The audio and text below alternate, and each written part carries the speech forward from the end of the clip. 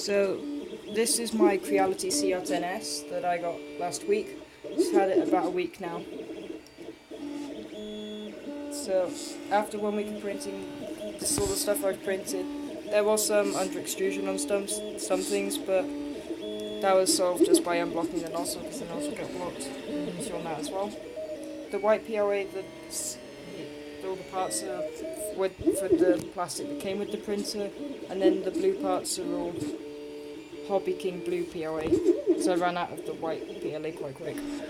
And I printed this iris box without having to do any kind of calibration to the print or anything. It printed really well, and I'll try and show it on camera.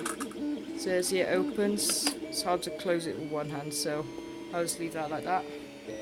But it took 2 attempts to print that. This is the first attempt. Loads of under extrusion and stringing and all that. But the under extrusion was because of the blocked nozzle, and then when I changed that, fixed it, then it was all okay.